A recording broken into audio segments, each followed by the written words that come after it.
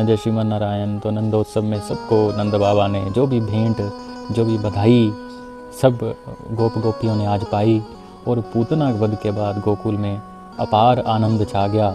नंद बाबा ने कहा, आज हमारे घर में केवल एक पुत्र का ही जन्म नहीं हुआ है, साक्षात श्री हरि प्रकट हुए हैं, साक्षात गोविंद प्रकट हुए हैं।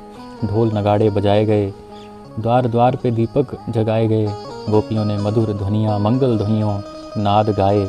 नंद घर आनंद भयो, जय कन्हैया लाल की।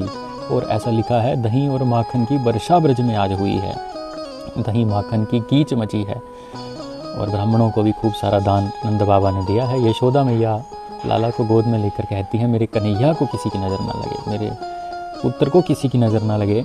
परंतु कंस भी की चिंता बहुत गंभीर हो रही थी। कंस दिन बर दिन बहुत भारी चिंता में ग्रसित था। तो नंदोत्सव के बीच में ही जब माँ ने कन्हैया को आंगन में सुला दिया, वहाँ एक शकट खड़ा था। शकट कहते हैं, एक गाड़ी के पीछे जो होता है शकट खड़ा था। तो शकट में एक असुर छिपा था जिसका नाम था शक्टासुर।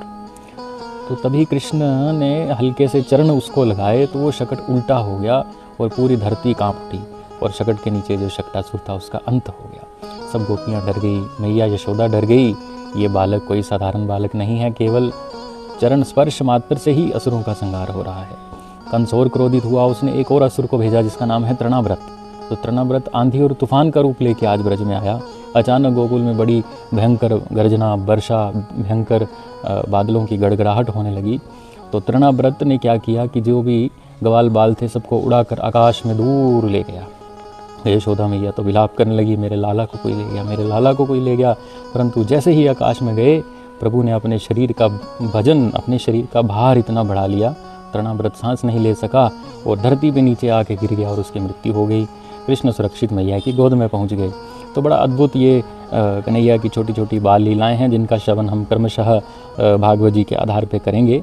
सुखदेव जी को प्रणाम करके, परीक्षित जी को प्रणाम करके हम भागवत जी के सत्र का प्रतिदिन शॉर्ट्स के माध्यम से पठन कर रहे हैं और आनंद ले रहे हैं। और नंदोत्सव की जहाँ तक बात है, नंदोत्सव हमें यही बताता है, जहाँ प्रभु हैं वहीं आनंद है। प्रभु जहाँ भी विराजते हैं वहाँ आनंद तो होता है, क्योंकि प्रभु तो आनंद स्वरूप है। और शक्टासुर का वध हमें ये सिखाता है कि अहंकार जहाँ भी छिपा हो, प्रभु उसका अंत तो करते ही करते हैं। और तृणाव्रत का हमें वध ये सिखाता है कि अहंकार कितना भी ऊंचा उड़ जाए, अंत में आके तो ज़मीन पे ही गिरेगा और गिरते ही उसका अंत हो जाएगा।